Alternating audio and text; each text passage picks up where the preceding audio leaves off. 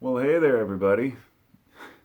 So, I'd like to talk about my addiction to Goodwill, but it's not the kind of goodwill that you might think, like helping out people. That'd be a great addiction, but no, it's a literal addiction to going to Goodwill. Mind you, I've actually appeased this addiction long since and let it go and said I cannot continue going to a thrift store hoping to find that one score. Now, there are going to be folks out there who don't understand what I'm talking about, and there are going to be a lot of you who completely know where I'm coming from. If you're a thrift store shopper, you know the excitement of finding something that nobody else realizes is valuable, that you can sell for a fortune, or something that you need. It could be an old painting. People have found paintings at Goodwill and garage sales and stuff that are worth like thousands of dollars. Somebody found like a Monet or something that was buried like on the other side of a frame that somebody had, bought with a stupid picture in it. You just never know. And the same thing happens with garage sales. And the internet has really changed the way that Goodwill does business, in the sense that when I first started going, decades ago, it was kind of a hit and miss. It was a guessing game. You never knew what you were going to find, and they didn't know what it was worth. And often, neither did we. But if you knew your specific item, brand name, whatever it may be, then you would always be on the lookout for something that you like. So what I want to do is, to give you an example. I mean, I have a system over here that I cut my thumb really bad at work today. Like sliced it all the way through the backside of my thumb to the thumbnail. I was like, fuck, I'm going home early. And on my way home, I stopped at Goodwill. And it's because I discovered, after working there for several months, that just on my left on the way home in Northeast Portland is a Goodwill outlet center, otherwise known as AKA the bins. And if you've ever been in the bins, you know what I'm talking about. It is crazy. There are like 50 people in there at any given time. They will sit there for like hours and wait for the new carts to roll up. So let me give you a quick synopsis, not to get into too much detail here, but all the Goodwills around the area, the items that they don't sell at a certain time by a certain date, all get shipped to the Goodwill outlet, the main bins place. And they throw them in these giant, like 8 foot by 4 foot literal bins, just heaps of shit. And they wheel the carts out like 6 at a time. 6 fit in one area, then there's another 6 and another 6. So there's 18 total. But then there's several rows of those. So there's like hundreds of bins out there. And they have everything from electronics to literal stacks of TVs just thrown in a bin for $10 each. Big, like, 30, 32, 40-inch TVs. Because there's so much overwhelming stuff that they can't sell it, and they don't know what to do with it. There are people who go there every day, people who spend hours there, and they resell all the items they get. For me, it's just stopping and looking for something I might like. But for example, today I picked up a set of these Yamaha speakers. They're just surround speakers, but I know what to look for. They're good quality speakers. There's 4 of them plus the center speaker that I got for 69 cents a pound. So here's how it works. Basic items are sold by the pound. You fill your cart up. It's $2.29 a pound. But if you have over 25 pounds, then it drops it down to $1.29 a pound. Or maybe it's like $2.19, and then it drops to almost half. And if you spend more than 25 pounds. So beyond the $2 and $1 categories, there's also 69 cents for electronics. So the other option is $5 per speaker, depending on how much it weighs. It's kind of complicated, but once you figure it out, it's epic. They sell tools at their own price. They sell bicycles at their own price. They have a lot of items around the edge that are marked, but cheap, like $15 to $20. I never saw a bike over $25. They're between $10 and $25 for like functional 12 speeds, 18 speeds. Yeah, they're a little rusty. They've been out in backyards for a while. Good ones come in, but they obviously sell pretty quick. But if you're the kind of person who's handy and you can fix things, I got all these functional speakers. These sell on eBay for just the 3, just 2 surrounds and a center for like $45.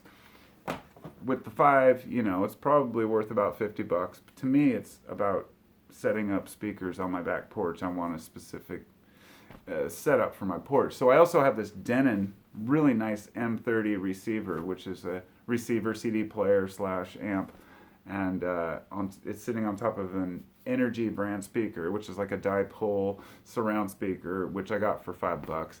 Point being that I got a whole stereo system. Oh, and the subwoofer that I added to it, an Infinity subwoofer I picked up for $5 last week. $5 for like a really nice Infinity full-size 8-inch subwoofer that just sounds great. $5. So I've got a stereo system for $25 that would cost me well over $1,000 new. And that's not even getting into all the things I've bought in the past. So I beat my addiction to Goodwill for a while. And then I was like, I can't do this forever. It's just too much. And then once I discovered the bins, it was like kind of a whole new thing. There are people who go in there and literally fill their carts with nothing but just... I saw a guy, I say he looked like a tweaker to me. I've seen plenty of them. And he was just like wheeling around to every little thing, grabbing every handful of tangled cords. They're just messes of stuff. And he was just like filling his cart with electronics. And my guess is that he'll just dig through it later, figure out what's worth anything, and, nickel and dime it out. Some people do that. But today I went in and I just got those, and I just got home a while ago. As I said, cut my finger. So I was like, there were a couple things that I got while I was there. But it's funny because in the bin, one of the bins was this thing sitting here. And this is called a Boom Touch speaker. It was in the box, completely sealed. And I was like, I'll just throw it in for 69 cents a pound. It weighs maybe a half pound. So this thing was probably less than $1 for me. It's a little tiny speaker, and it's not a Bluetooth speaker. What it says is, it's easy connection. You just set your phone on top of it, and it amplifies it. My first thought was, bullshit. That's not how it works. It says no Bluetooth or wires or anything required. So on the back, it's got your standard voltage in. It takes three AA batteries, which I have mixed and matched like I always do, because I can never find any. We've got the 5-volt audio in, then you've got the audio in, then you've got just the power button. So check this out. Turn it on. And I wanted to see, would this really work if I were to actually put my phone up against it? Now I got royalty-free music in the background here because then I won't get a copyright strike. Here it is. Okay, so I got music playing on the phone, right?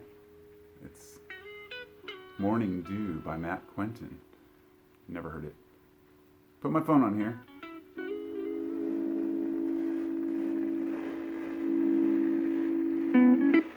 Whoa. I never had that hissing before. So. And it has to be in a specific location on top of it, or it just won't work.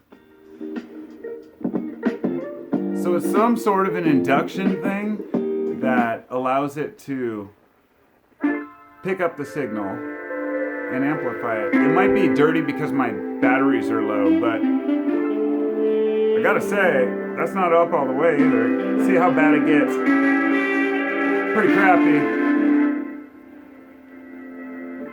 It wasn't fuzzy before. I think it's because my batteries are dying. But yeah, as you can see, it uses some sort of an induction system on the top where you set your phone and it must read an emanating signal. I don't know how it works, but I was like, for $1, I was like, that's super cool. I thought about maybe just selling it, but I was like, no, because this is actually perfect for setting in the bathroom by the shower. No Bluetooth connectivity needed. Taking a shower, pop your phone on it, you're good to go. There's something to be said about simplicity. So I ramble on because I thought that was pretty cool. But the point is that Goodwill has a lot of good stuff, and I guess I just wanted to share my own kind of love of thrift stores and garage sales. I've got a lot of good shit this year. A whole bunch of hand planes for carpentry. My wife sent me a picture of 3 at a garage sale. She's like, I said, get them all. She's like, all of them? But I hadn't got the other picture she sent. I guess she meant to send another one that showed all of them. So she bring home like 10 of them. It's like, oh God, now I got to sell a couple. I felt bad. I didn't want her to have to carry all that crap. But I like collecting things. I like hand tools and I like electronics. And sometimes I feel guilty. Like, I don't need any more of this. I don't need to collect things. It's just more stuff. But I enjoy it. It brings me joy to see new things and to set up new stereos and even to buy a new record, and listen to it. So, there's my Goodwill ramble. I wanted to get that out. I've always had a great time there. I've always enjoyed those little let me just put it this way. Whenever people, people who go to Goodwill or go to thrift stores and enjoy that kind of thing, who need work or need to work, it's so easy to go in there and buy things and put them on Craigslist. You can triple, quadruple, quintuple your money overnight by going and buying a $5 speaker, setting up that. I could put that subwoofer on Craigslist right now for $50. It'd probably sell within a day because it's a good subwoofer and it's in great condition. So for $5, it's like, okay, buy it for $5, sell it for $50. Maybe, but I'm really not the kind of person who enjoys the little nitpicking of dealing with people on Craigslist. I don't like selling nickel and dime kind of stuff, which is why I buy the stereo items and things. And I do buy some things to sell, just like I buy certain records. I collect records too. Takes up space, but as long as they're valuable, it's worth hanging on to. So thanks for listening. Maybe you gained something, or maybe I just wasted your time, or maybe you're already on your way to Goodwill to get some good shit. I don't know. I'll talk to you next time. Be well. See you next time.